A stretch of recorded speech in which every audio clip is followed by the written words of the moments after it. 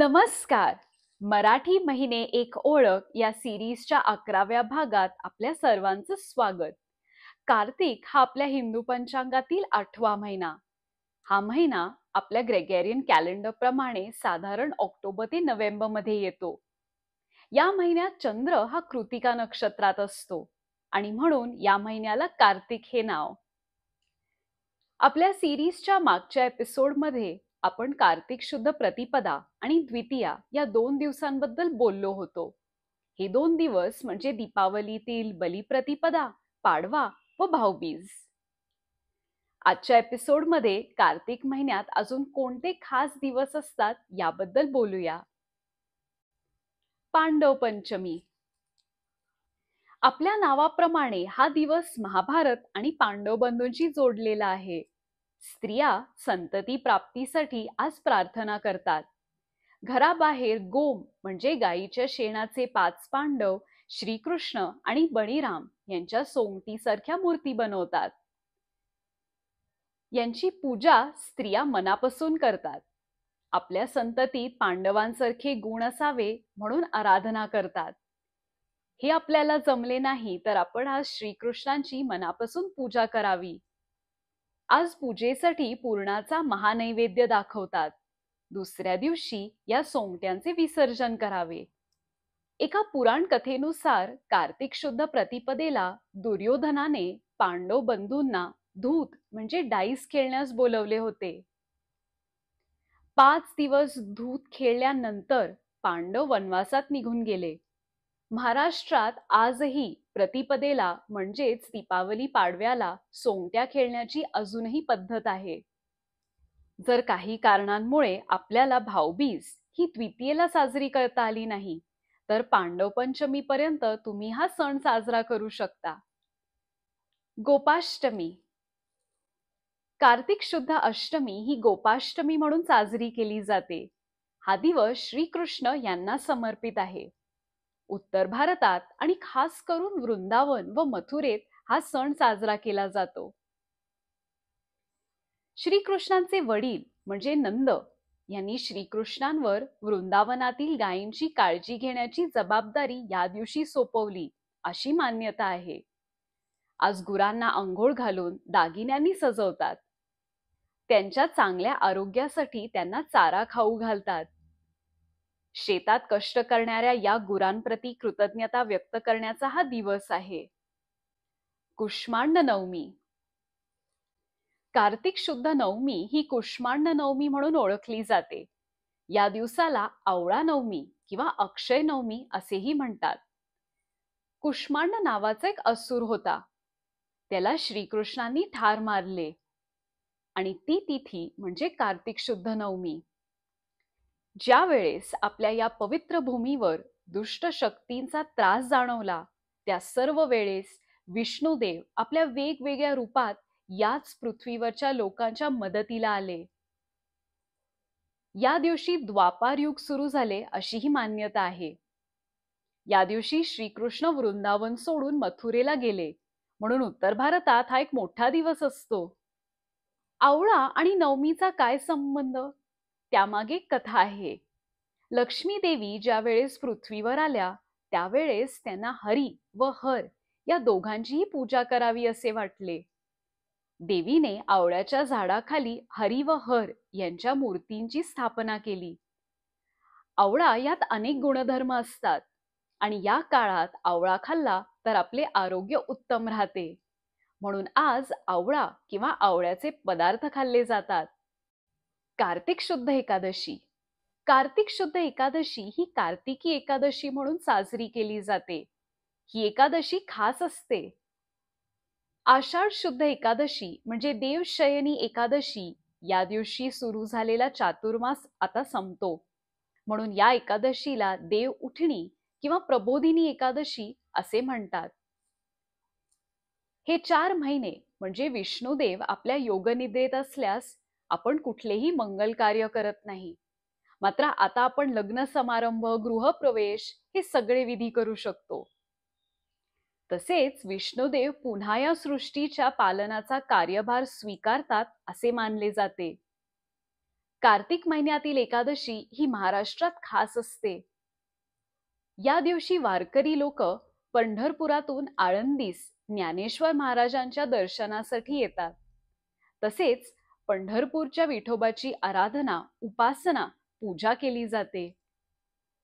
आज बरेच लोक उपवास करतात, जो दुसऱ्या दिवशी सोडायचा असतो. आपल्या पंचांगात 2 महत्वाच्या अशा एकादशी असतात. यांना महाएकादशी असेही म्हणतात. पहिली ही आषाढ किंवा देवशयनी एकादशी. या दिवशी वारकरी आळंदी ते पंढरपूर प्रवास करतात. या एकादशीस पांडुरंगाचे महत्व असते.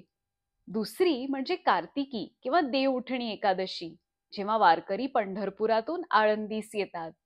या एकादशीस ज्ञानेश्वर महाराजांचे महत्व असते. तुळशी विवाह. कार्तिक शुद्ध एकादशी ते कार्तिक पौर्णिमा या काळात तुळशी विवाह करण्याची पद्धत आहे. तुळस या वनस्पतीला आपण लक्ष्मी मानतो. या रोपाचे शालिग्राम रूपात असलेल्या विष्णुदेवांशी या काळात विवाह करतात. तुळशी विवाह हा सण झाला की लग्नाचे मुहूर्त काढले जातात. तुळशी विवाह हा आपल्याकरता एक मोठा सण असतो. तुळशीचे वृंदावन सजवून त्याभोवती रांगोळी काढून फुलांचे हार लावून त्यास सुशोभित करतात. सौभाग्य द्रव्य, चिंच, आवळा अशा गोष्टी देखील मांडतात.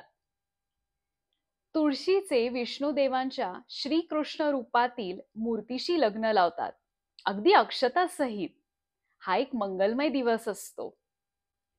वैकुंठ चतुर्दशी. कार्तिक शुद्ध चतुर्दशी म्हणजे वैकुंठ चतुर्दशी. या दिवशी चातुर्मासाची सांगता होते असे मानले जाते. विष्णुदेव आपल्या योग निद्रेतून उठल्यास या दिवशी ते शंकरदेवांना भेटायला गेले असे एका लेखात वाचण्यास येते. विष्णुदेवांच्या अनुपस्थितीत शंकरदेव पृथ्वीचा कारभार सांभाळत होते. बऱ्याच ठिकाणी या दिवशी मध्यरात्री शंकराची 1008 नावे घेऊन आणि विष्णू सहस्रनाम याचे पठण करून बेलाची पाने व तुळशीपत्रे वाहून पूजा केली जाते. पूजेला हरिहर भेटीची पूजा असे म्हणतात. त्रिपुरारी पौर्णिमा आणि देव दिवाळी. कार्तिक पौर्णिमेला त्रिपुरारी पौर्णिमा असे म्हणतात. मयासुराने तारक्ष, कमलाक्ष आणि विद्युन्माली या मुलांना 3 शहरे बांधून दिली होती. ही 3 शहरे तयार करून देताना तिथल्या लोकांना कोणताही त्रास होऊ नये असे बजावले होते. पण शेवटी त्यांच्यातील असुर वृत्ती जागी झाली आणि त्यांनी देवांनाच त्रास द्यायला सुरुवात केली. देवांनी शंकरदेवांकडे प्रार्थना केली. शेवटी शंकरदेवाने आपल्या त्रिशूलाने ही 3 शहरे जाळून नाश केली. तो दिवस म्हणजे त्रिपुरारी पौर्णिमा आणि शंकरदेव यांना त्रिपुरारी असे नाव देण्यात आले. या त्रिपुरारी पौर्णिमेच्या संध्याकाळी शंकरदेवांच्या मंदिरात त्रिपुरवाती म्हणजे उंच खांबावर असलेल्या दिव्यांच्या वाती लावतात. त्रिपुर उजळ म्हणजे वाईट प्रवृत्तींवर चांगल्या प्रवृत्तींचा विजय झाला असे आपण मानतो. या दिवशी देवळांमध्ये, घरांमध्ये, अंगणांमध्ये, बागांमध्ये पणत्या लावून दीपोत्सव साजरा केला जातो. देव दिवाळी देखील याच दिवशी साजरी करतात. साधारण दीपावलीनंतर 15 दिवसांनी देव दिवाळी असते. उत्तर भारतात गंगा नदीमध्ये दिवे सोडले जातात. आज श्रीकृष्णांची दामोदर या रूपात पूजा केली जाते. कालभैरव जयंती. दरवर्षी कार्तिक महिन्यातील कृष्ण पक्षातील अष्टमी ही कालभैरव जयंती म्हणून साजरी केली जाते. कालभैरव म्हणजे शंकरदेवाने धारण केलेले एक रूप.